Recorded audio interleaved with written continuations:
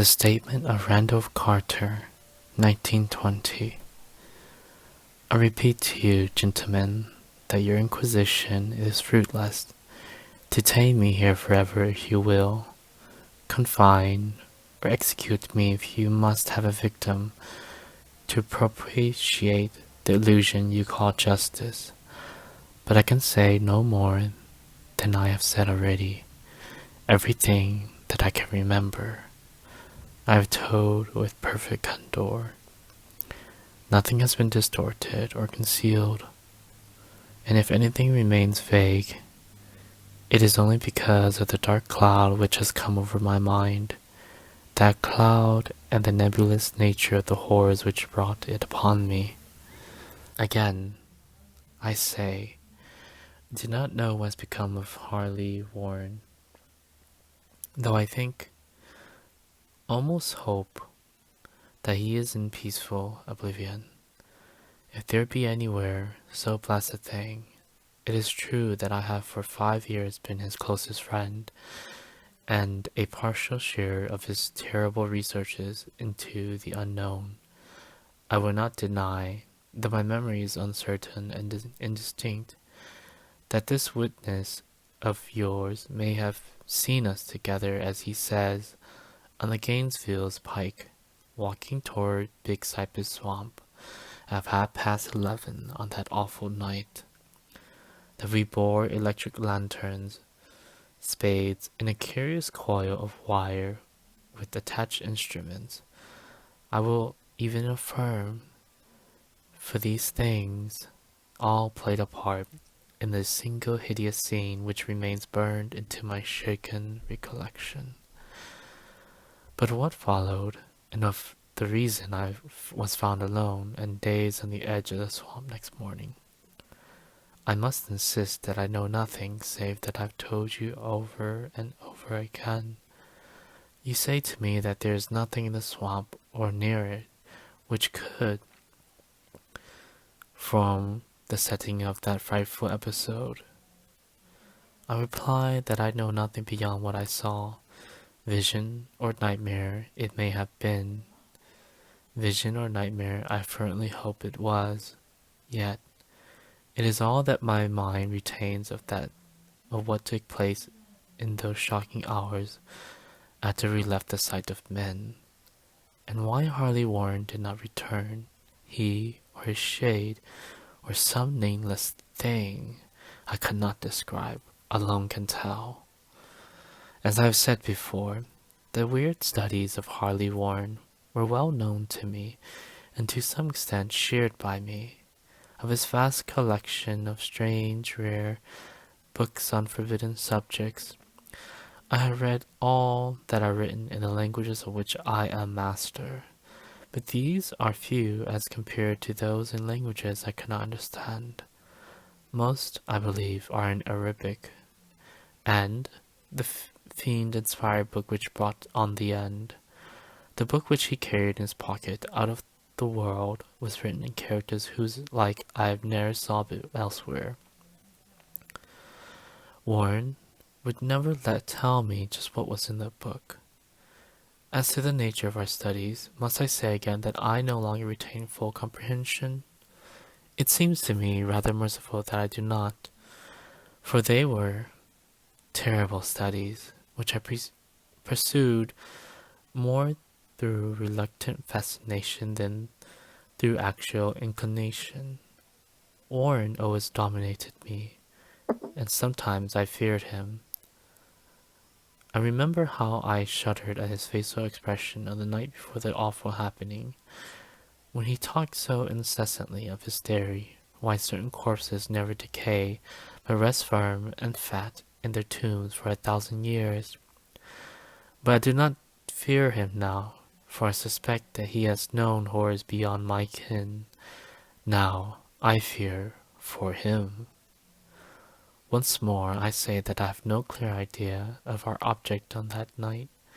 Certainly it had much to do with something in the book which Warren carried with him, the ancient book, in undecipherable characters which had come to him from India a month before, But I swear I did not know what it was that we expected to find. Your witness says he saw us at 11:30 on the Gainesville Pike, headed for Big Cypress Swamp. This is probably true, but I have no distinct memory of it. The picture seared into my soul is of only one scene only, and the hour must have been long after midnight, for a waning crescent moon was high in the vaporous heavens.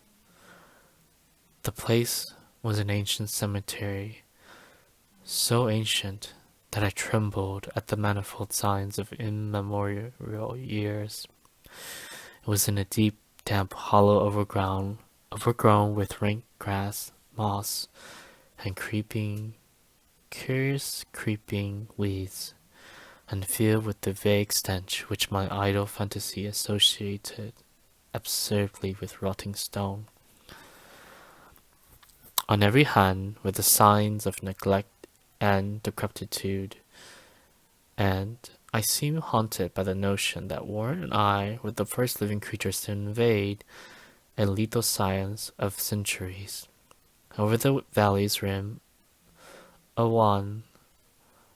waning crescent moon peered through the noisome vapors that seemed to emanate from unheard-of catacombs, and by its feeble, wavering beams, I could distinguish a repellent array of antique slabs, urns, cenotaphs, and mausoleum facades, all crumbling, moss-grown and moisture-stained, and partly concealed by the gross luxuriance of the unhealthy vegetation.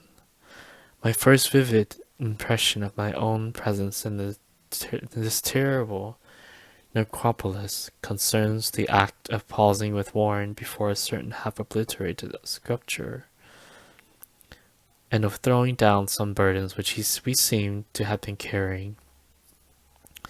I now observed that I had with me an electric lantern and 2 spades, whilst my companion was supplied with a similar lantern and a portable telephone outfit.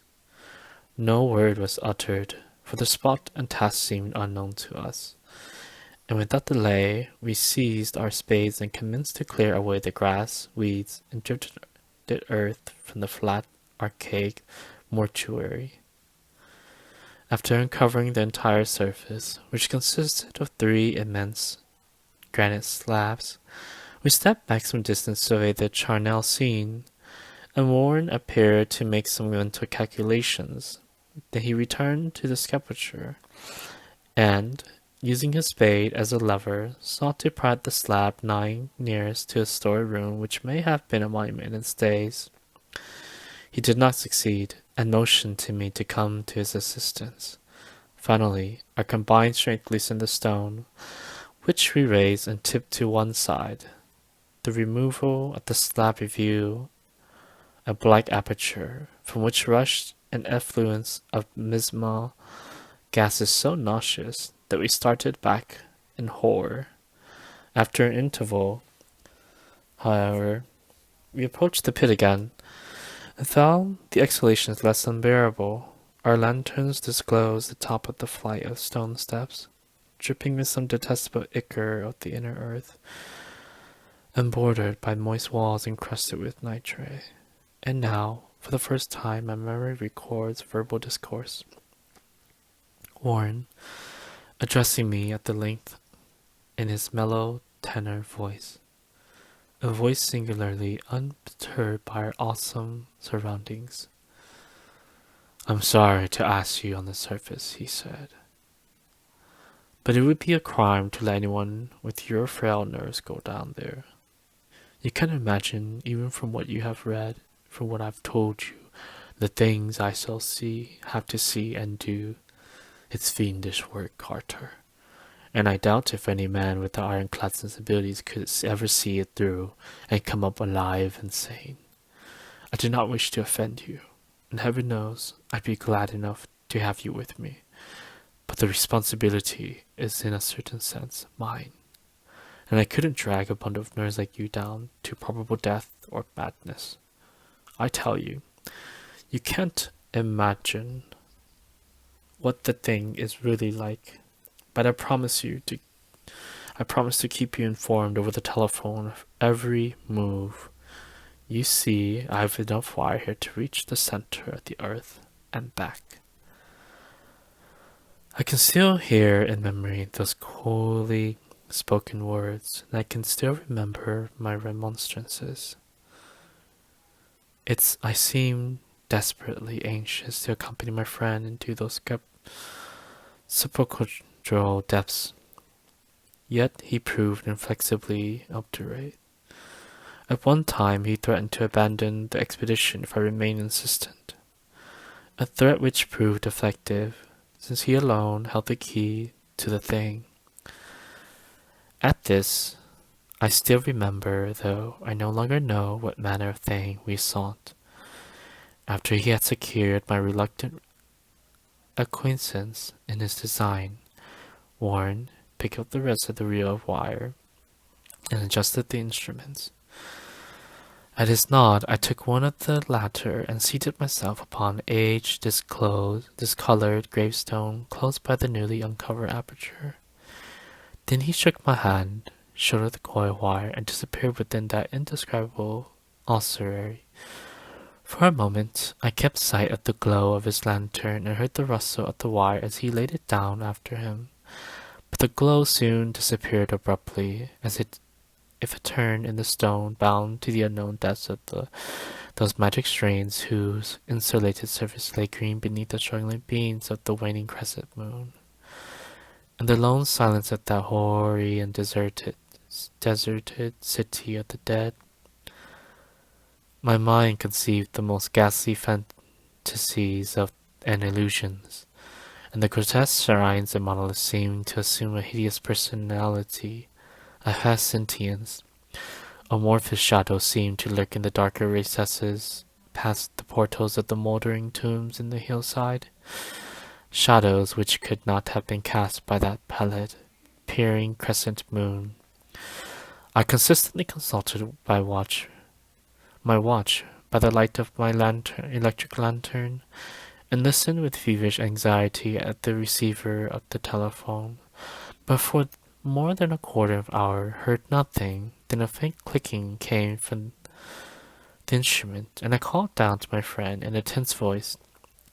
Apprehensive as I was nevertheless unprepared for the words which came from that uncanny vault in accents more alarmed and quivering than I had heard before from Harley Warren.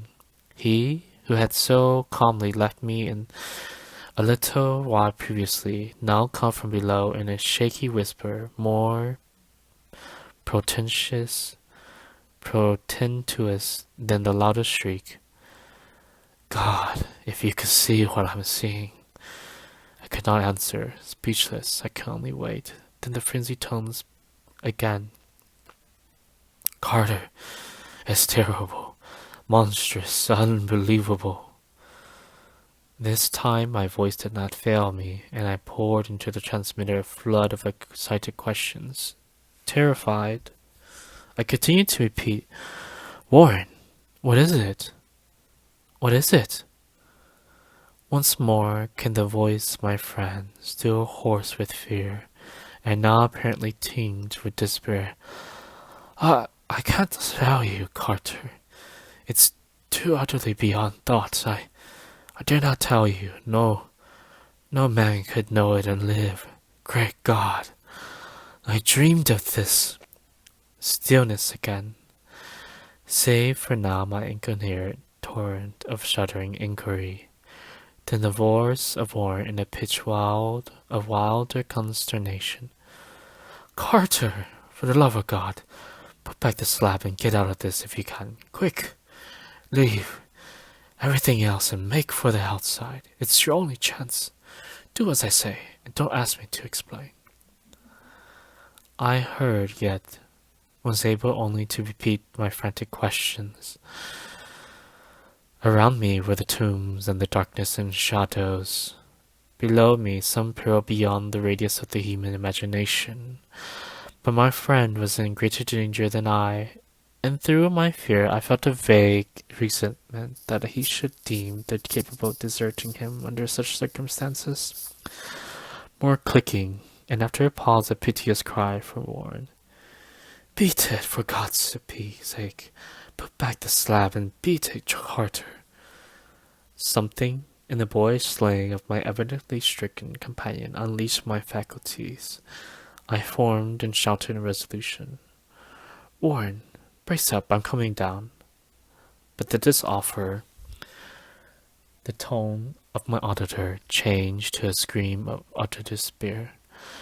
Don't, you can't understand. It's too late and my own fault. Put back the slab and run. There's nothing else you or anyone can do now.